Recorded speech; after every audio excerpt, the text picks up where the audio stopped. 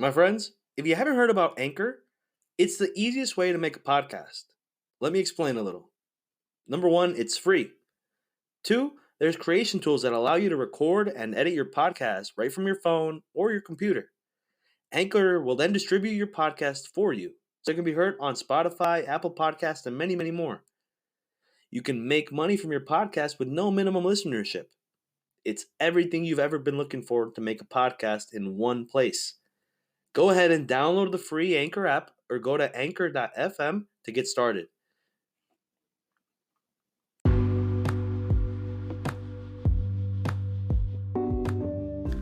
This is the executive summary to Volume 1. What you are listening to here now is pages 4 through page 7, if you're trying to read along. Thanks so much.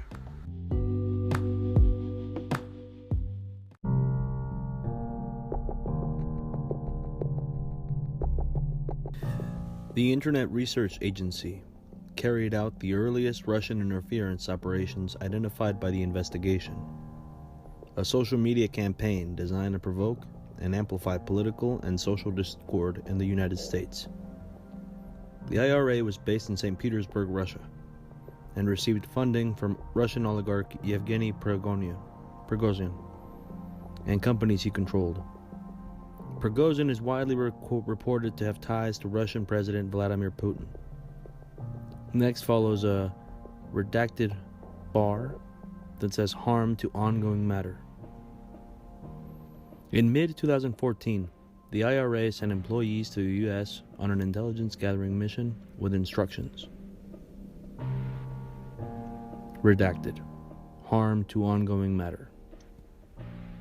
The IRA later used social media accounts and interest groups to sow discord in the United States political system through what is termed information warfare.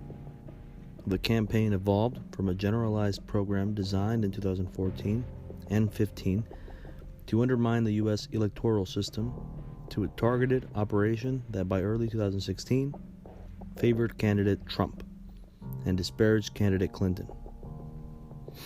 The IRA's operation also included the purchase of political advertisements on social media in the names of U.S. persons and entities, as well as the staging of political rallies inside the United States.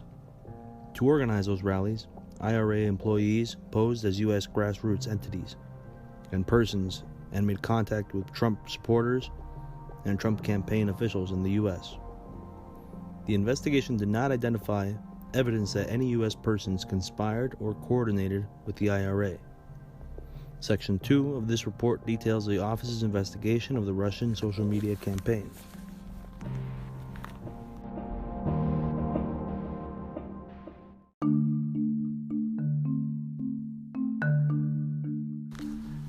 At the same time, the IRA operation began to focus on supporting candidate Trump in early 2016. The Russian government employed a second form of interference, cyber intrusions, or hacking, and releases of hacked materials damaging to the Clinton campaign. The Russian intelligence service, known as the Main Intelligence Directorate of the General Staff of the Russian Army, carried out these operations, otherwise known as the GRU. In March 2016, the GRU began hacking the email accounts of Clinton campaign volunteers and employees, including campaign chairman John Podesta. In April 2016, the GRU hacked the computer network of the Democratic Congressional Campaign Committee, otherwise known as the DCCC, and the Democratic National Committee, the DNC. The GRU stole hundreds of thousands of documents from the compromised email accounts and networks. Around the time that the DNC announced in mid-June 2016 the Russian government's role in hacking its network, the GRU began disseminating stolen materials through the fictitious online personas called DC Leaks and Guccifer 2.0. The GRU later released additional materials through the organization WikiLeaks. The presidential campaign of Donald J. Trump, or the Trump campaign, or the campaign, showed interest in WikiLeaks' release of documents and welcomed their potential to damage candidate Clinton. Beginning in June 2016, redacted. Forecast to senior campaign officials that WikiLeaks would release information damaging to candidate Clinton. WikiLeaks' first release came in July 2016. Around the same time, candidate Trump announced that he hoped Russia would recover emails described as missing from a private server used by Clinton when she was Secretary of State. He later said he was speaking sarcastically. Redacted. Harm to ongoing matter. WikiLeaks began releasing Podesta stolen emails on October 7, 2016, less than 1 hour after a U.S. media outlet released video considered damaging to candidate Trump. Section 3 of this report details the office's investigation into the Russian hacking operations, as well as other efforts by Trump campaign supporters to obtain Clinton-related emails.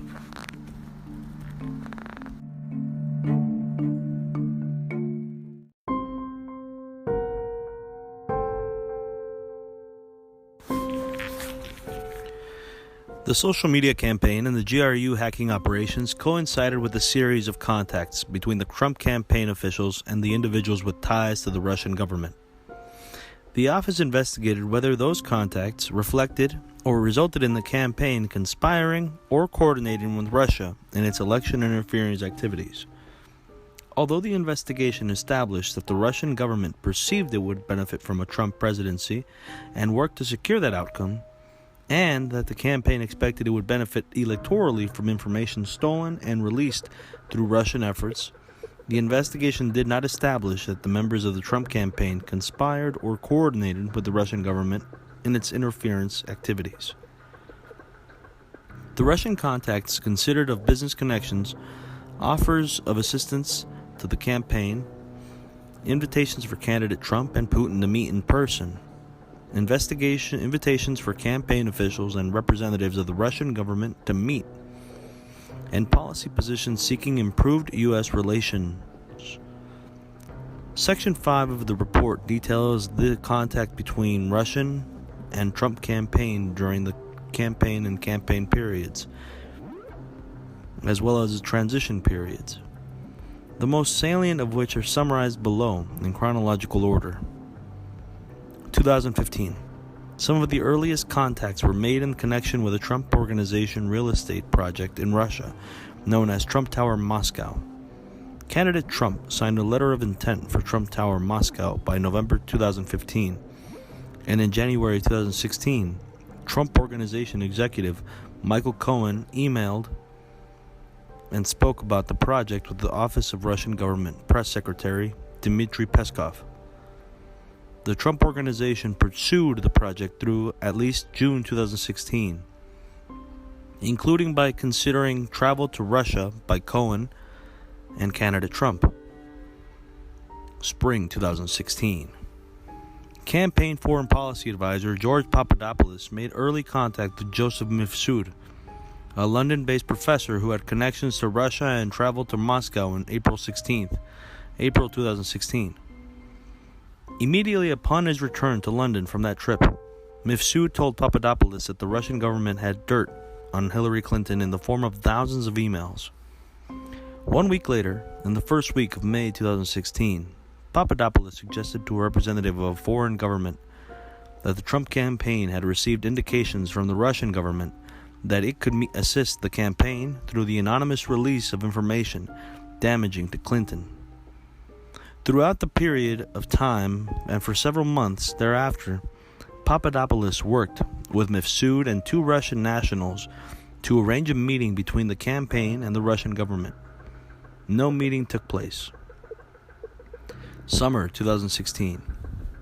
Russian outreach to the Trump campaign continued into the summer of 2016, as candidate Trump was becoming the presumptive Republican nominee for president.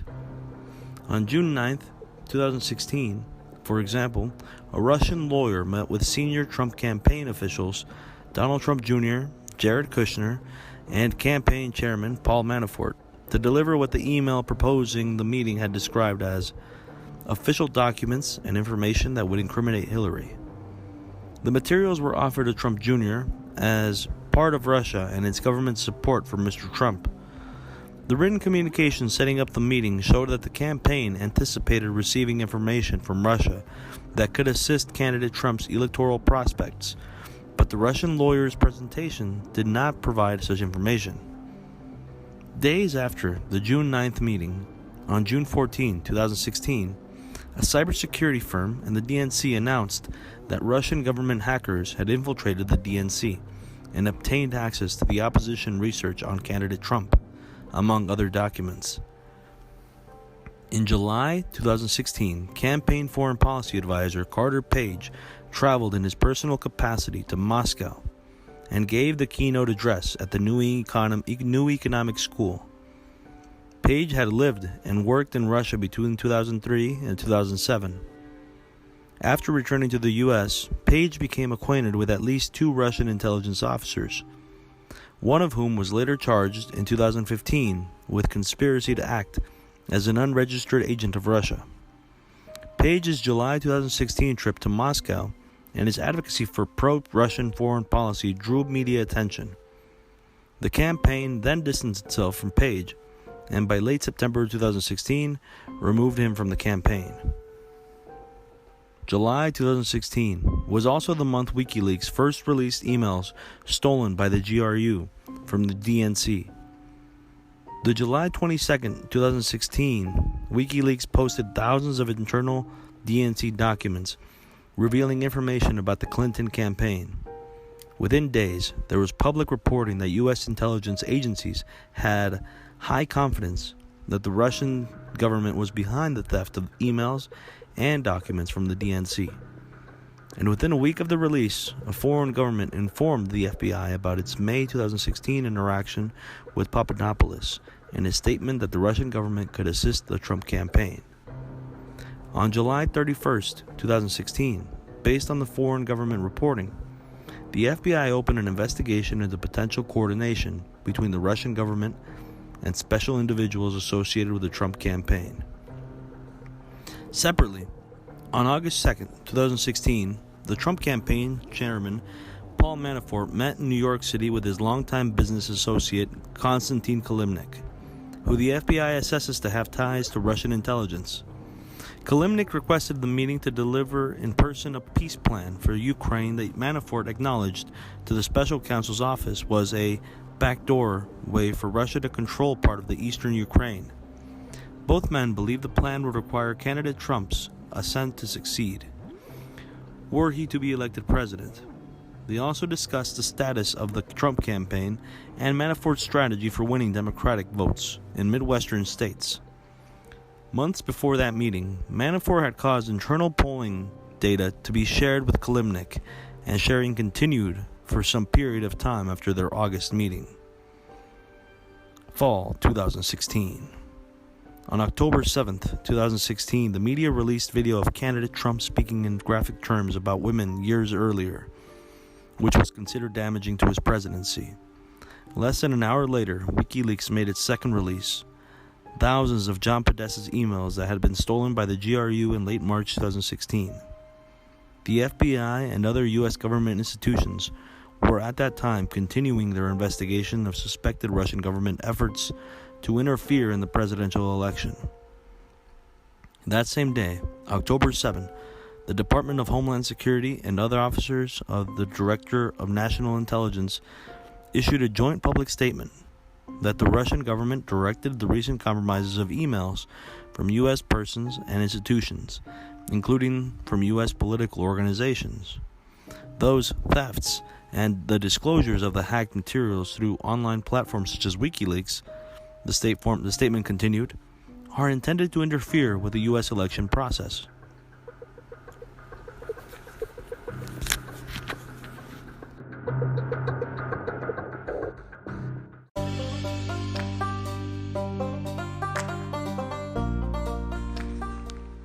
Immediately after the November 8 election, Russian government officials and prominent Russian businessmen began trying to make inroads into the new administration. The most senior levels of the Russian government encouraged these efforts. The Russian embassy made contact hours after the election to congratulate the president-elect and to arrange a call with President Putin. Several Russian businessmen picked up the effort from there. Kirill Dmitriev, the chief executive officer of Russia's sovereign wealth fund, was among the Russians who tried to make contact with the incoming administration. In early December, a business associate steered Dmitriev to Eric Prince, a supporter of the Trump campaign, and an associate of senior Trump advisor Steve Bannon.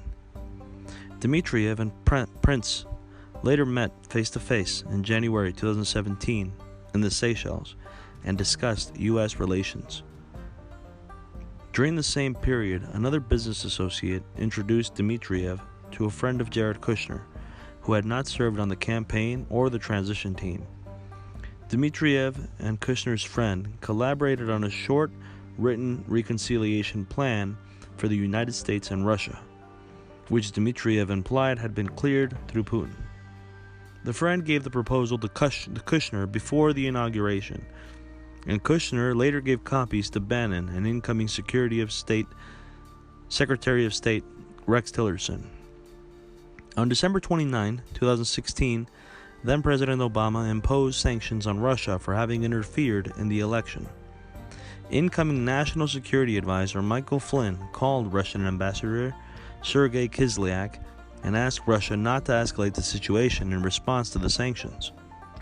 The following day, Putin announced that Russia would not take retaliatory measures in response to the sanctions at that time. Hours later, President-elect Trump tweeted, "Great move on delay by V. Putin." The next day, on December 31, 2016, Kislyak called Flynn and told him the request had been received at the highest levels, and Russia had chosen not to retaliate as a result of Flynn's request.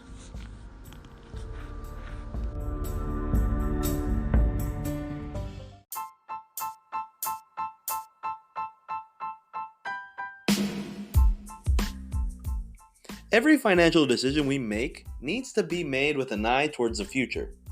I take the time to listen to what your goals and challenges are and work hard to help make those decisions easier.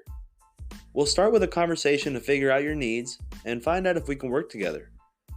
Together, we'll work to enrich, strengthen, and build a brighter financial future for you and your family. My name is Bogar, and I look forward to working with you. Click on the link below and schedule an appointment at your closest convenience. Thank you.